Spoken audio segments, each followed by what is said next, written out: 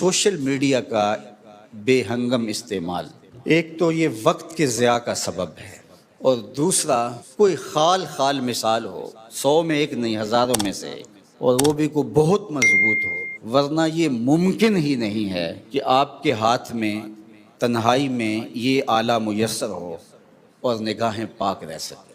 اس لیے اس کو ترک کرنا ہی اس کا علاج ہے، اور بالخصوص جو ان فوان شباب ہوتا ہے، یہ جو 14-15 سال کی جو عمر ہے، حضرت علی المرتضیٰ نے ارشاد فرمایا کہ 15 سال سے لے کر 20 سال تک کی جو عمر ہے، یہ انتہائی اہمیت کی حامل عمر ہے۔ نظریات پختہ اس عمر میں ہوتے ہیں۔ اس عمر کے اندر اس کے ساتھ جو تعلق ہے، اس کے ساتھ جو رشتہ ہے، دیکھو ماں باپ بھولے ہیں، بچہ کہہ رہا ہے میں ریسرچ کر رہا ہوں، بچہ کہہ رہا ہے کہ میں اس کے اوپر بہت کچھ، میری ساری کتابیں اس پہ ہیں، اور ماں باپ سادے ہیں، بھولے ہیں، وہ اس انداز سے نہیں دیکھ سکتے۔ تو یہ تو ماں باپ کر سکتے ہیں کہ اولاد کا ٹائم ٹیبل مقرر کر سکتے ہیں، سونے کا اور جاگنے کا۔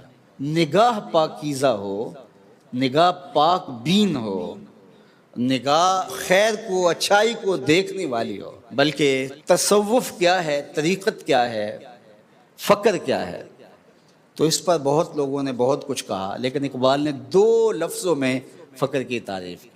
ذرا دیکھیے، چیست فقر اے بندگان آب و گل، یک نگاہ پاک بین یک زندہ دل۔ 2 چیزوں کا نام فقیری، یک نگاہ پاک بین یک زندہ دل، ایک پاک بین نگاہ اور ایک زندہ دل۔ اگر 2 چیزیں کسی کو مل گئی تو وہ فقیر بن گیا۔ دل گرمے نگاہ پاک بینے، اور آخری بات کہی جان بے تابے۔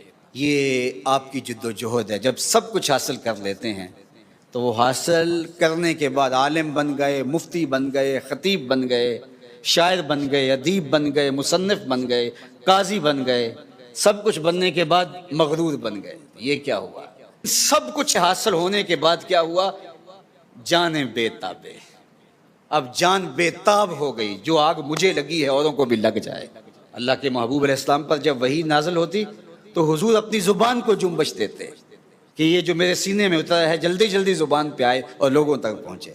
تو کیا کہا میرے رب نے؟ لا تحرک بہ لسانک لتعجل بہ، محبوب جلدی نہ کیجئے، جس رب نے دل میں اتارا ہے زبان پر بھی لے آئے گا۔ ابھی وحی کے آثار نمودار ہوئے، ابھی وحی کا نزول اختتام کو پہنچا، حضور فوراً اس کو زبان پہ لانا چاہتے۔ تو حضور کی اس مشقت کو دیکھ کر اللہ فرمایا کہ لا تحرک بہ لسانک، محبوب آپ کیوں تکلف کرتے ہیں؟ یہ محفوظ ہو گیا ہے، جو دل میں آیا اب زبان پہ آ جائے گا۔ تو یہ بے تابی ہے، یعنی علم حاصل کرنا، فنون حاصل کرنا، مرتبہ حاصل کرنا، سب کچھ بننے کے بعد متکبر بن جاؤ، بعد میں مغرور بن جاؤ، بعد میں جھوٹے خدا بن کے بیٹھ جاؤ، بعد میں لوگوں سے ملو بھی تو ایسے ہاتھ دو۔ یہ کیا تم نے تماشا بنایا ہے؟ یہ سب کچھ حاصل کرنے کے بعد آخری بات اقبال نے کہا جان بے تابے۔ اب وہ جان، اللہ اکبر، وہ بے تاب ہو گئی۔